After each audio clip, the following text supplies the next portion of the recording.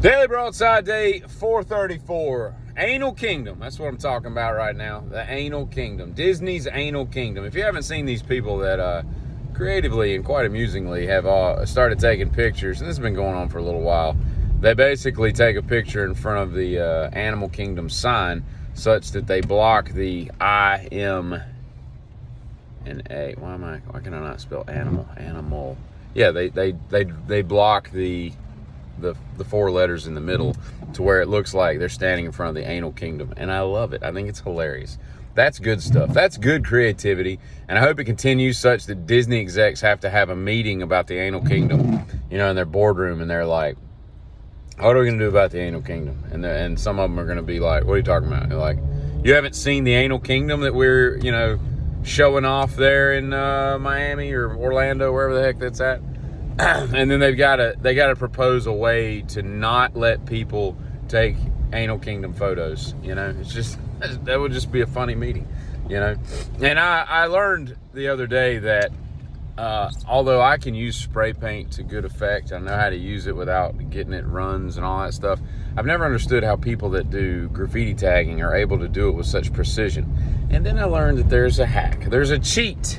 And it's called low pressure spray paint. That's what they paint with. So I no longer value these people as talented artists, even though they're defacing property that doesn't belong to them. I'm discounting that fact, but just the fact that they have some kind of skill, I don't think they do. I think they're using a cheat hack. You roll up to Home Depot, get yourself some damn high pressure Krylon, Rust-Oleum or whatever, and then you go paint a mural of Cesar Chavez or whoever, Imelda Marcos or daggum Fidel Castro or Che Guevara, whoever, whatever revolutionary weirdo that you want to put on the side of a damn building in a downtown area that's looking a little depressed these days and needs some livening up, then you have at it. I was in a bar restaurant yesterday for lunch, and I'm watching these people consume, they split two different loaded wing nacho cheese flavored gravy fries or whatever the crap they were eating. They had two huge appetizers and then two calorically heavy dinners or lunches. And then when the chick comes around to give them their whatever, I could we get a Boston cream pie and a French silk pie? French silk, what kind of stupid name for that as a dessert? A French silk pie, and can we also get a creme brulee with the extra heavy lard on top? They're just ordering all these desserts to go, and I'm like, listen, man, if you're ordering desserts, because I have never ordered a dessert to go, okay? If you're too full to eat dessert, then you don't get a dessert, okay? You forego that. You can have it at another meal because that appetizer was basically your dessert, But if you're getting it because they have really good desserts and you just want to savor it later on with a different and separate meal, I'm okay with that, as long as there's a meal in between that doesn't have dessert. So if you eat lunch and you take a dessert home, you don't get to eat it for dinner. You need to just lay off those calories, have it the next day, for breakfast even, that's fine. But it needs to have a void meal in between those. These are the rules that I'm coming up with on the fly as we speak. So that's what we're going with. There's this dude on TikTok, and he looks really small, and he says he's 4'7", so I'm gonna assume he's really 4'7", and drives a little Nissan Rogue with a phone book on it and all this stuff. And he's a tiny little dude. He's got all these, just kind of low rent tattoos and all. And on his forearm, written across his forearm in huge block letters, it says redneck. And he's one of these dudes that's always boasting about being a redneck.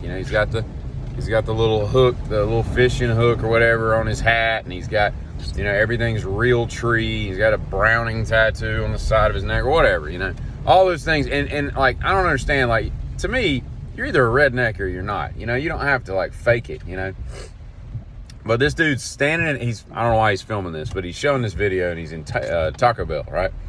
And he's ordering, let me get a cheesy Bell Grande nacho Dorito Four Loco, what I don't know what, I don't even know what he's ordering, because it just sounds like the same thing. And he orders 14 pounds of food, and they said, can I get a name for that order? And he goes like this, no joke. He says, doesn't even say his name. He just shows them where it says redneck on his forearm.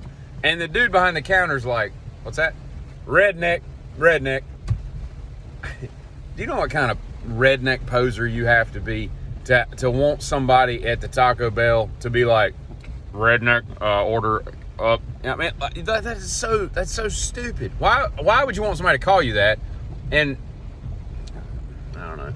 I can't comment on forearm tattoos because I have them, but I would never put redneck on my forearm, even if I was a redneck. And I have some redneck interests, but I don't consider myself a redneck by any stretch of the imagination.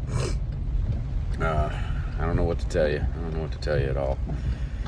Members only, the jackets that we all had when we grew up, even though we were all part of the club. We were all members. Their logo is, or their slogan is something like, when you put it on, something happens. And I'll tell you what happens. The ladies disappear and you look like a raging dork. All right, I saw somebody in one of those this morning, still wearing got the little epaulets, just flopping around and whatnot. Something's happening, all right. There's something happening over here. And that's why the bitches ain't very clear. See, ladies ain't gonna like you in a members only jacket. Fellas. Giddy up.